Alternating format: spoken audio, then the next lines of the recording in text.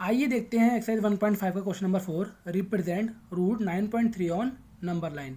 हमें रूट 9.3 को number line पर रिप्रेजेंट करना है।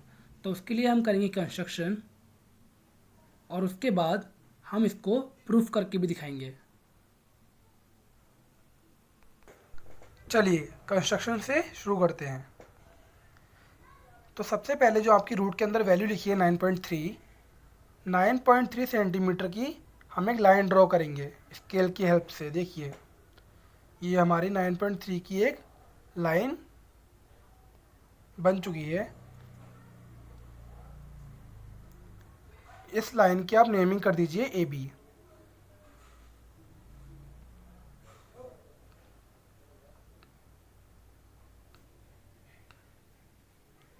ये ए बी है हमारी 9.3 सेंटीमीटर। अब देखिए जो हमारा अगला स्टेप है, हमें ए बी को एक्सटेंड करना पड़ेगा। थोड़ा सा ए बी को 1 सेंटीमीटर एक्सटेंड करना पड़ेगा। ये मैंने 1 सेंटीमीटर लाइन बढ़ा दी और इसको मान लेता हूँ सी पॉइंट। अब ये 9.3 से कितनी हो गई है 10.3। ए सी हो गई है 10.3। अब हम क्या करेंगे, जो ए सी है ए सी से एक परपेंडिकुलर बाइसेक्टर बनाएंगे। ए सी लाइन का एक परपेंडिकुलर बाइसेक्टर ड्रॉ करेंगे। देख लीजिए कंपास में लाइन के आधे से ज़्यादा डिस्टेंस रख के आर्क मारा ऊपर और नीचे दोनों साइड से। तो जहाँ पर ये आर्क कट हुए हैं उनको हम जोड़ के एक लाइन ड्रॉ करेंगे जो कि ए सी को डी पॉइंट पर मीट करेगी। तो ये हमारा परपेंडिकुलर बाइसेक्टर डी पॉइंट पर बन चुका है। तो डी मिड पॉइंट हो चुका है इसका। तो ए डी हो जाएगा 10.3/2। तो ए डी से अब बनाएंगे एक सेमी सर्कल। ए डी को रेडियस मान के एक सेमी सर्कल ड्रॉ करते हैं। अब जो हमारा पॉइंट बी है उस पर हम 90 डिग्री एंगल बनाएंगे। जो बी पॉइंट है उस पर एक 90 डिग्री एंगल ड्रॉ कर लीजिए। तो यहाँ पर जो हमारी परपेंडिकुलर लाइन बनेगी बी पॉइंट से, वो सेमी सर्कल को मीट करेगी एक पॉइंट पर।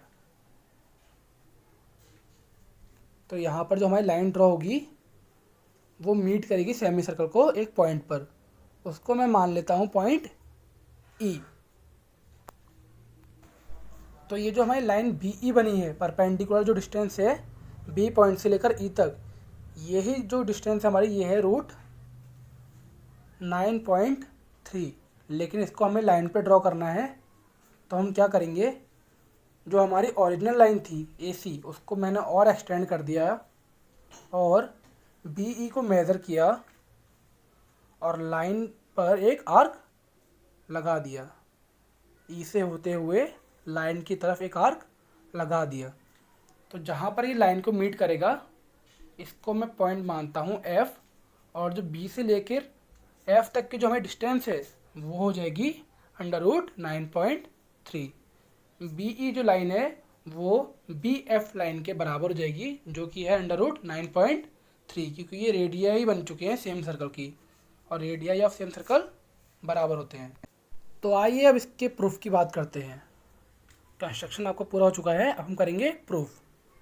हमें प्रूफ क्या करना है, जो वैल्यू है B E is equal to B F is equal to √9.3, हमें 9.3 को शो करना है। मतलब हमें प्रूविंग करके दिखाना है कि ये इतना होगा।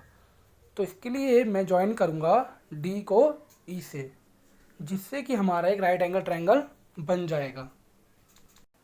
तो देखिए जो ट्रायंगल है हमारा डी बी ई वो हमारा एक राइट एंगल ट्रायंगल है। तो राइट एंगल ट्रायंगल में हम लगा सकते हैं पाइथागोरस थ्योरम। पाइथागोरस थ्योरम क्या कहता है, the square of the longest side is equal to the sum of the square of other two sides. तो यहाँ मैं लिख देता हूँ, in triangle D B E we use Pythagoras theorem that is hypo का square is equal to perpendicular का square plus base का square. तो यहाँ हमारा बी ई है परपेंडिकुलर, तो परपेंडिकुलर का square is equal to hypo का स्क्वायर माइनस बेस का स्क्वायर। तो देखिए परपेंडिकुलर तो हमें फाइंड करना है और हाइपो और बेस की वैल्यू पुट करनी पड़ेगी, लेकिन उससे पहले हम क्वेश्चन के अकॉर्डिंग यहाँ पर लिखेंगे। जो हमने डायग्राम बनाया है उसके अकॉर्डिंग लिखेंगे, according to diagram, according to question या फिर अकॉर्डिंग टू डायग्राम।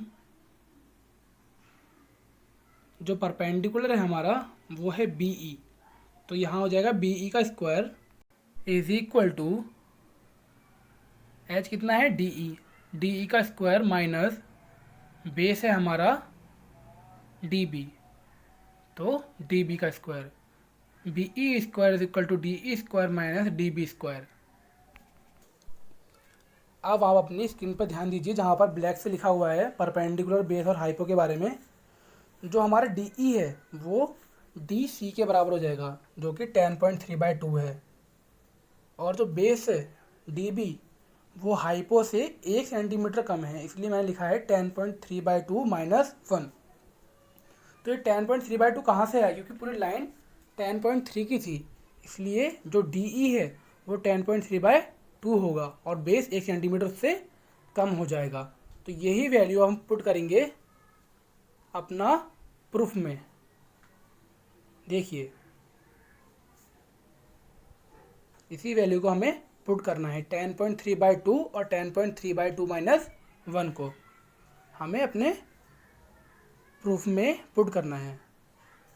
तो यहाँ पर मैंने लिखा है ए सी इज इक्वल टू 10.3, तो ये तो हो जाएगा जो हमारा डी ई है वो है बराबर 10.3/2 के, क्योंकि ये दोनों बराबर हैं, डी ई और डी सी बराबर है, इसलिए हमारा हाइपो तो मिल गया।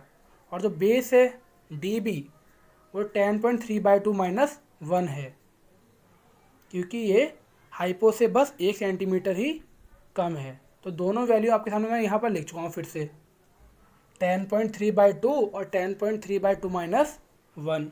अब इन्हीं दोनों वैल्यू को मैं हाइपो और बेस की जगह पर पुट करूँगा। तो जो हमारा हाइपो है वो 10.3/2 हो जाएगा और बेस उससे 1 सेंटीमीटर कम हो जाएगा। तो डी ई की जगह पुट करेंगे डी सी की वैल्यू, क्योंकि ये दोनों बराबर है, 10.3/2। 10.3/2 का स्क्वायर हो गया, ये तो हाइपो आ गई हमारी, माइनस 10.3/2 माइनस 1 का होल स्क्वायर, 10.3/2 माइनस 1 का होल स्क्वायर। तो ये जो बी ई है हमारा, इसको हम ऐसे ही लिखे रहने देते हैं, बी ई का square is equal to hypo पे स्क्वायर ऐसे ही छोड़ दीजिए।